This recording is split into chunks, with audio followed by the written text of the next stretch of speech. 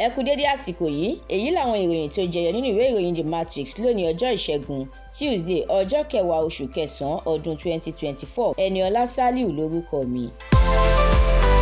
Àjọ DSS ṣe ìfọ̀rọ̀wánilẹ́nuwò fún Joe Ajaero ṣùgbọ́n wọ́n ti fi í lẹ̀ báyìí. Lábẹ́ rẹ̀, wọ́n fọ̀rọ̀wánilẹ́nuwò fún odidi wákàtí 15, wọ́n tún gba ìwé ìrìnnà mi, Ajaero ṣàlàyé. Ẹnìkan tó ṣẹnu fóró fún àwọn oníròyìn sọ ìdí tí àjọ DSS fi mú Ajaero. Iléeṣẹ́ ọlọ́pàá gùn lé ìwé ẹ̀sùn lẹ́yìn tí ìwé náà kò lẹ́sẹ̀ nílẹ̀ mọ́. Àjọ APC ló sọ eléyìí. Fálànà ṣíṣọ lójú ìdí tí wọ́n fi mú Ajaero. Ẹgbẹ́ òṣìṣẹ́ NLC dúnkòokò ìgbésẹ̀ tó lágbára. Ẹgbẹ́ òṣìṣẹ́ TUC gba iléeṣẹ́ NNPCL nímọ̀ràn láti lo ètò ọjà àgbáyé lọ́nà tó yàtọ̀ láti fi gbèdéke lé owó bẹntiróòlù.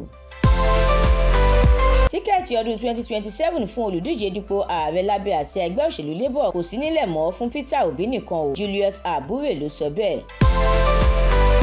Pẹ̀lú bí ọkọ̀ òfurufú Emirates ṣe bẹ̀rẹ̀ iṣẹ́ padà lórílẹ̀‐èdè Nàìjíríà, NACO máa bẹ̀rẹ̀ ìpèsè àǹfààní gbígbé ẹrù lọ́fẹ̀ẹ́ fún àwọn arìnrìn-àjò.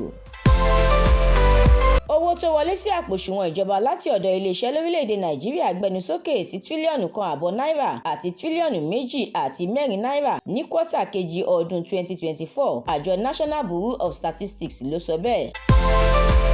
Ìjọba àpapọ̀ ti sọ̀kò ọ̀rọ̀ padà sí Àtíkù. Ó ní kò sí nínú èròǹgbà rẹ̀ láti yí owó tí àwọn iléeṣẹ́ ń san sápò òṣùwọ̀n ìjọba kọjá 7.5%.